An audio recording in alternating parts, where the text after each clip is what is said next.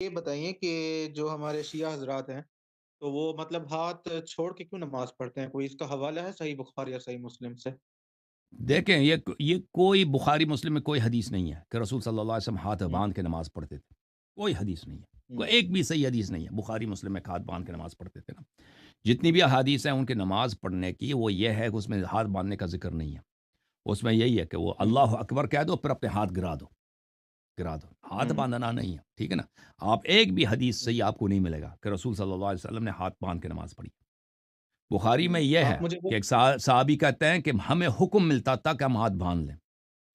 کہ وہ نہیں کہتا کہ پیغمبر نے بولا ہے. ہمیں حکم ملتا تھا. اب یہ ہوں، حکم ملتا تھا کب ملتا تھا؟ مثلا عثمان کے زمانے میں تھا, خلیفہ ثانی کے زمانے میں تھا. ٹھیک ہے نا. تو اہل بیت ہوں، اطہار علیہم الصلوۃ والسلام نے بہت ہی وضاحت کے ساتھ فرمایا کہ ہاتھ نہ باندھا کرو. یہ مجوس کی ہوں، سنت ہے. یہ مجوسیوں کی رواج ہے. جی ہاں.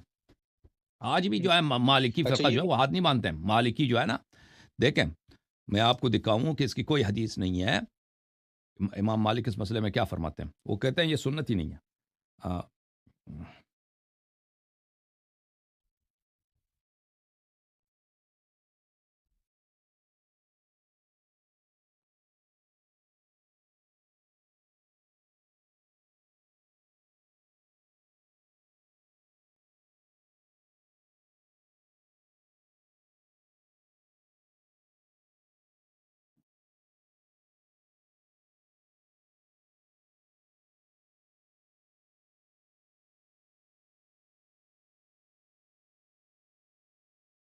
ایک منٹ بھائی.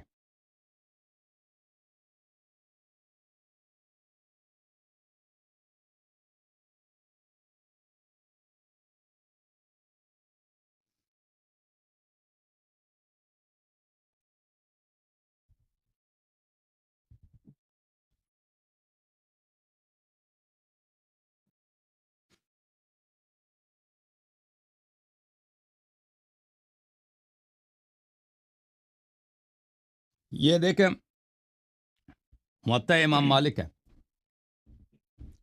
ایک منٹ بھائی.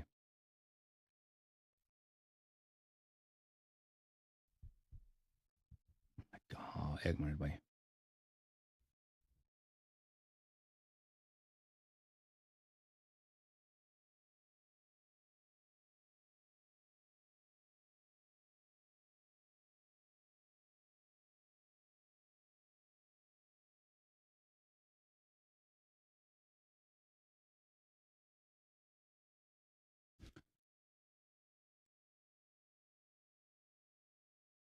ملاحظہ کریں,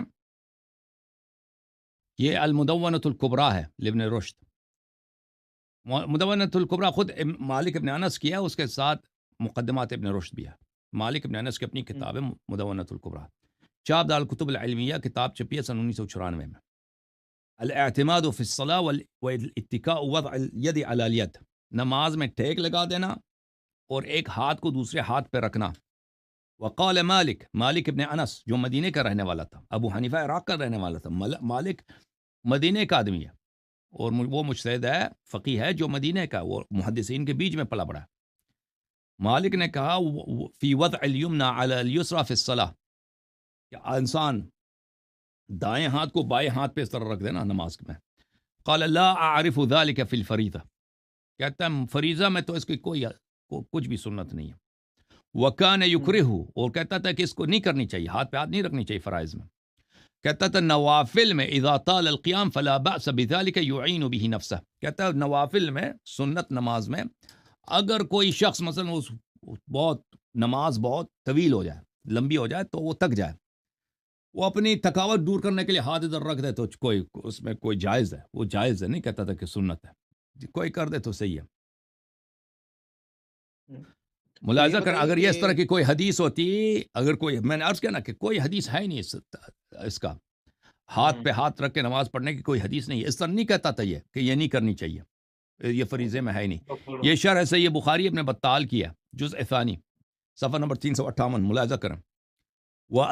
ورأت طائفة ارسال الیدین فی الصلاۃ, ایک بہت بڑے تابعین کا اور صحابہ کا گروہ ہے جو نماز ہاتھ کھول کے پڑھتے تھے. روی ذلك عن ابن زبیر, عبداللہ ابن زبیر, اسی طرح حسن البصری, سعید ابن المسیب, سعید ابن جبیر نے ایک شخص کو دیکھا کہ وہ ہاتھ باندھ کے نماز پڑھ رہا ہے، تو فذهب ففرق بینہما، جا کے اس نے اس کے آنکھیں کو ہاتھیں کھول دی کہ ہاتھ کھول کے نماز پڑھو. وراوا ابن قاسم عن مالک، ابن قاسم نے مالک سے روایت کیا لا احبہ فی المکتوبہ، اس نے کہا کہ مکتوب نماز میں، واجب نماز میں، فرض نماز میں یہ نہیں پڑھنی چاہیے، ہاتھ پہ ہاتھ نہیں رکھنا چاہیے. ولا بأس به فی النوافل من طول القیام، لیکن جو نافلہ پڑھتا ہے، نماز لمبی ہے بھائی، تک جاتا ہے، ہاتھ پہ ہاتھ رکھتے وہ اس کی منع نہیں ہے. اس کے اور بھی دلائل ہیں، کافی ہے بھائی، آپ سوال دوسروں کو بھی بات کرنے دیں، ٹھیک ہے نا بھائی، صحیح ہے.